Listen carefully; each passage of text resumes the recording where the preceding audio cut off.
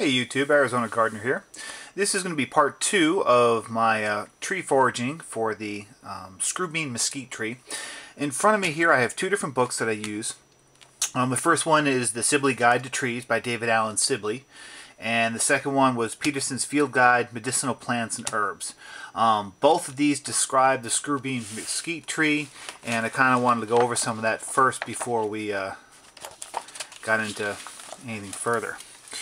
So the Screwbean Mesquite pod, let me see if you can see what this looks like. Okay, it's kind of, let's see if it'll come into focus there. Since this isn't the time of year that you can see the fruit, you really can't see it. Okay, what they are is it's almost like a rattle to a rattlesnake. They're segmented beans that turn, and they're corkscrewed, but they're very tight corkscrew.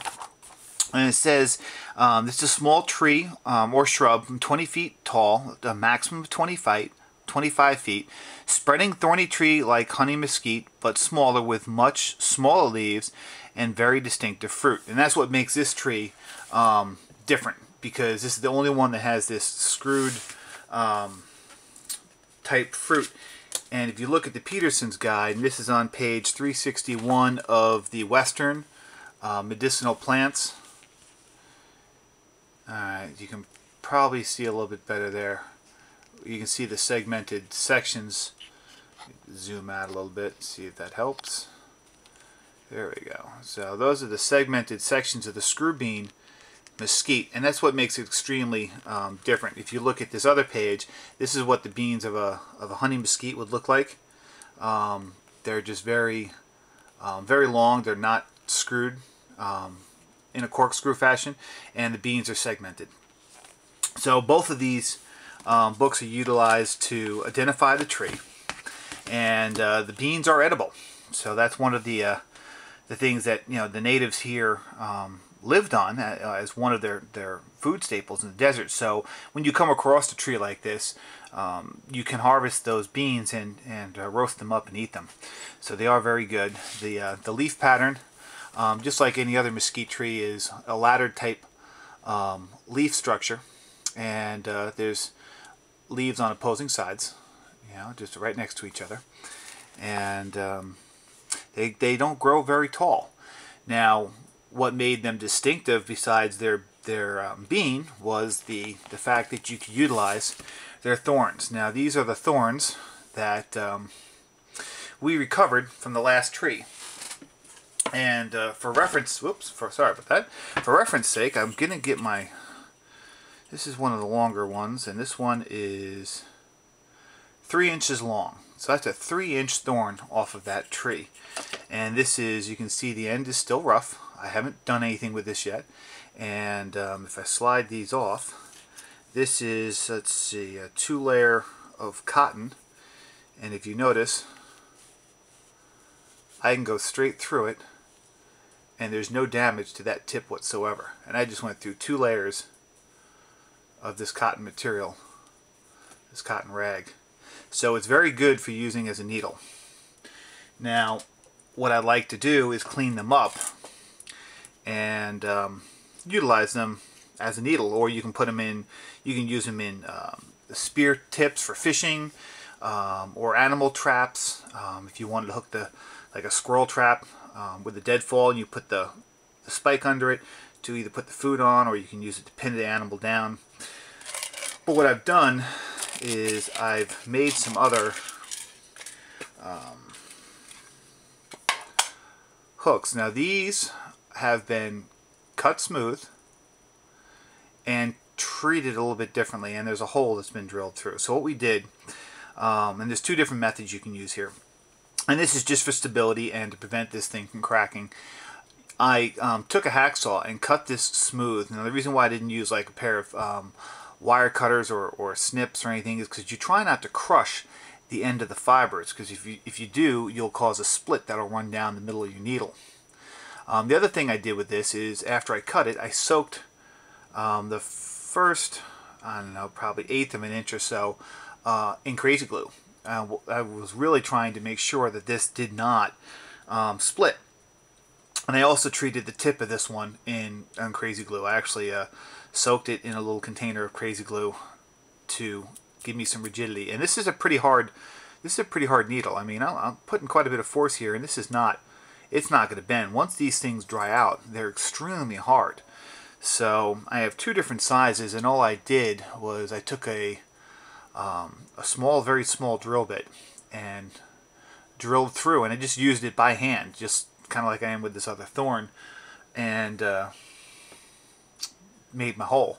Now what you could also do, and see if I have one here, let's see, you could use a safety pin, and I had one, now I don't know where it's at. There it is. You could use a safety pin out of your kit and kind of work it back and forth until you work your way through, and then take one of these and kind of use it like an awl and make it bigger. These things are extremely versatile. You can use them through canvas, you can use them through cotton, nylon, you can repair your tent, your backpack, your clothes. You can make anything you need to sew with out of this kind of material. The other thing you could use is you can go get, and I grabbed this out of my wife's, she's probably going to kill me, but I grabbed this out of her kit, and this is just no chip acrylic top coat.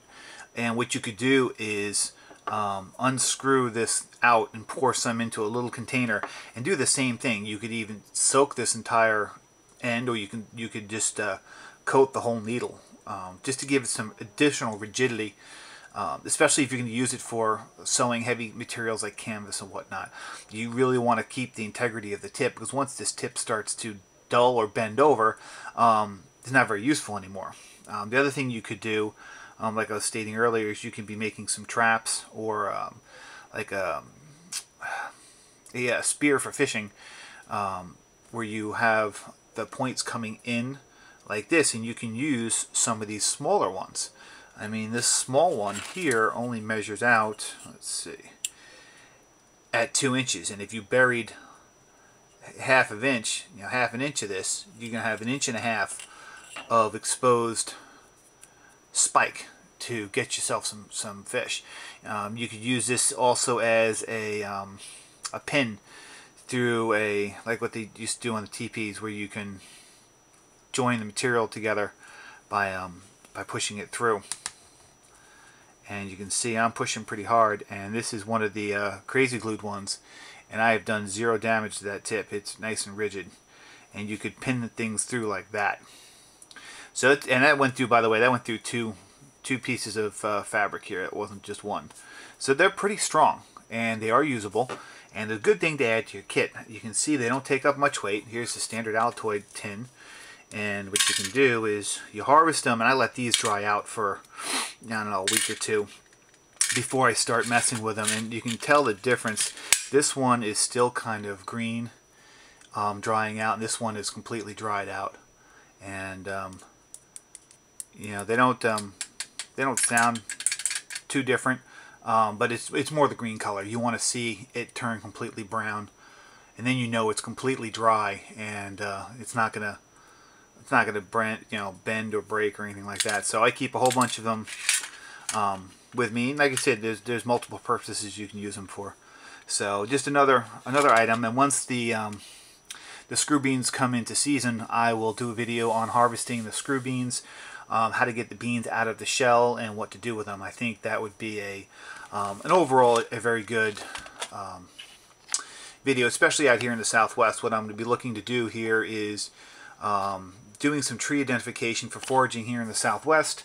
There are a lot of trees that you can experience in town that you'll also experience, especially in the desert Southwest here, that you'll experience it on the outskirts of town and north and south of town. So it's kind of good to familiarize yourself with a tree, how to identify it, what are the usable portions of the tree that you can utilize. We have a green belt that runs through my neighborhood, and in it there's probably 17 different kinds of trees, oak trees, mesquite trees, pine trees, all different kinds of things that can provide food, that can provide tools, that can be used to make shelter. So it's really good to identify what's there. Also, fire starting material with some of the bark.